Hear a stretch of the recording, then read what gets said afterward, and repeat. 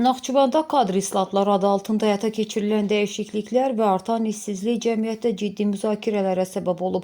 Tanınmış jurnalist Sara Əzimova regional idarəetmədə peşəkarların sıxışdırılması və qohumbazlıq meyarlarının ön plana çıxması ilə bağlı kəskin iddialar irəli sürüb. Əzimova öz sosial şəbəkə hesabında Naxçıvan Muxtar Respublikasındakı mövcud kadr siyasətini tənqid edib. O bildirib ki, səlahiyyətli nümayəndəlikdən ayrılan bir çox əməkdaş öz sahəsinin peşəkar olsa da yaradılan süni mühit səbəbindən işdən getməyə məcbur edilib. Bugün Naxçıvanda müşahidə olunan əsas problemlərdən biri heç şübhəsiz kadr islahatları adı altında həyata keçirilən qəribə eksperimentlər və işsizlikdir. Belə görünür ki, təcrübə, peşəkarlıq və bacarıq köhnə dəbdə qalıb. Əsas meyar isə kiminsə adamı olmaqdır. Jurnalistin qeyd etdiyi ən diqqət çəkən məqamlardan biri də Muxtar Respublikadakı kütləvi vakansiyalarla bağlıdır.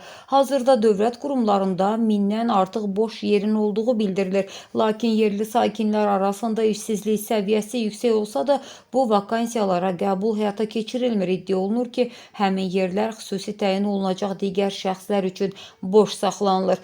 Bu yanaşmanın Prezident İlham Əliyevin elan etdiyi vətəndaş məmnuniyyəti siyasətinə tamamilə zidd olduğunu vurğulayan jurnalist aidiyyatı dövlət qurumlarını susmamağa çağırıb. O, insanların dövlətə olan inamını zədələyən bu addımların ölkə rəhbərliyinə olduğu kimi çatdırılmasını və bölgədə obyektiv araşdırma aparılmasını tələb edib. Səsləndirilən iddialarla bağlı qarşı tərəfin də mövqeyini işıqlandırmağa hazırıq.